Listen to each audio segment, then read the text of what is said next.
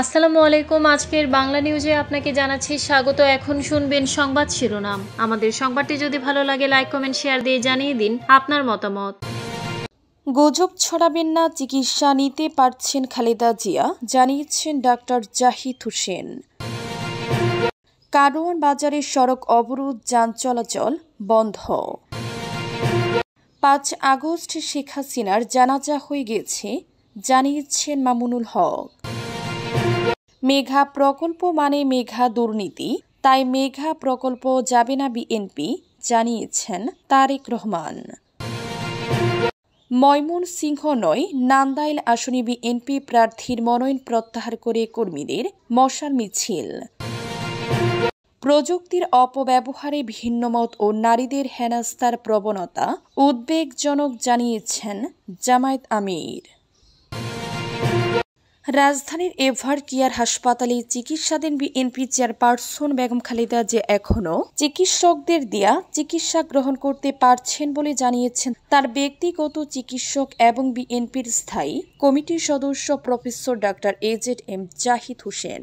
তিনি সামাজিক যোগাযোগ মাধ্যমে গুজব ছড়ানো থেকে বিরত থাকার আহ্বান জানিয়েছেন।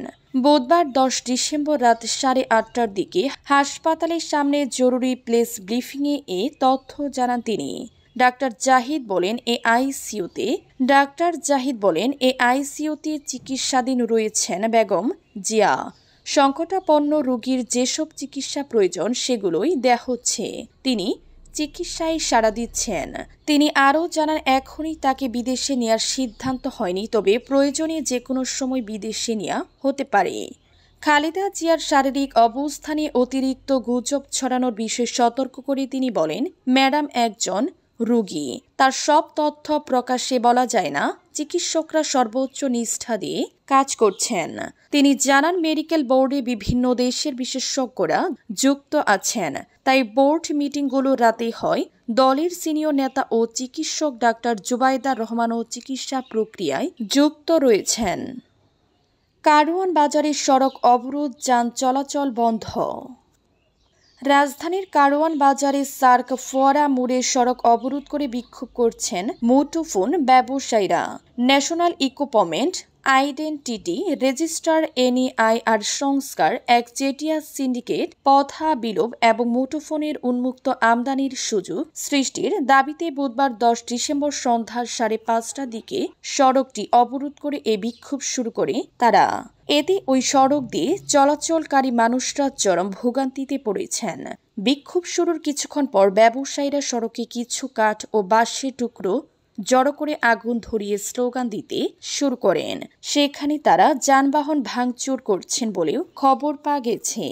ডিএমপির তেজগাঁও অঞ্চলের সহকারী কমিশনার AC মোহাম্মদ আক্কাস আলী জানিয়েছেন, অবরোধের কারণে সড়কে যান চলাচল বন্ধ হয়ে গেছে। তিনি বলেন, মুঠোফোন ব্যবসায়ীরা সার্ক ফোয়ারা মোড়ে অবরোধ করার কারণে যান চলাচল পুরোপুরি বন্ধ হয়ে গেছে। 5 আগস্ট হাসিনার রাজনীতির কফিনে শেষ পেরেক ঠুকিয়ে দিয়েছে। গত 5 আগস্ট শেখ হাসিনার জানাজা সম্পন্ন হয়েছে বলে মন্তব্য করেছেন বাংলাদেশ খেলাফত মজলিসের আমির আল্লামা মামুনুল হক।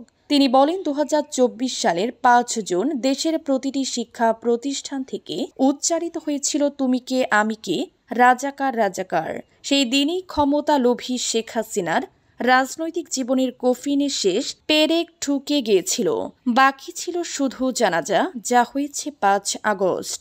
বুধবার বিকেলে ময়মনসিংহের ভালুকা সরকারি কলেজ মাঠে অনুষ্ঠিত নির্বাচনী গণসমাবেশে প্রধান অতিথির বক্তব্যে তিনি এই মন্তব্য করেন। মামুনুল হক বলেন, পশ্চিম পাকিস্তানের শাসনামলে দীর্ঘদিন বাঙালির উপর বৈষম্য ও নির্যাতন চালানো হয়েছে। 1971 সালে মহান মুক্তিযুদ্ধের মাধ্যমে বাংলার মানুষ সেই শোষকদের বিদায় দিয়ে স্বাধীনতা অর্জন করেছে, কিন্তু ষড়যন্ত্রের কারণে সেই বিজয়ের সুফল পুরোপুরি ঘরে তোলা সম্ভব হয়নি। গণসমাবেশে সভাপতিত্ব করেন উপজেলা শাখার সভাপতি মুফতি আতিকুল ইসলাম শেখ। প্রধান বক্তা ছিলেন উপজেলা সাধারণ সম্পাদক ও খেলাফত মজলিস মনোনীত প্রার্থী হাফেজ মোহাম্মদ মামুনুল রশিদ খান। মেঘা প্রকল্প মানে মেঘা দুর্নীতি, তাই মেঘা প্রকল্পে যাবে না বিএনপি, জানিয়েছেন তারেক রহমান।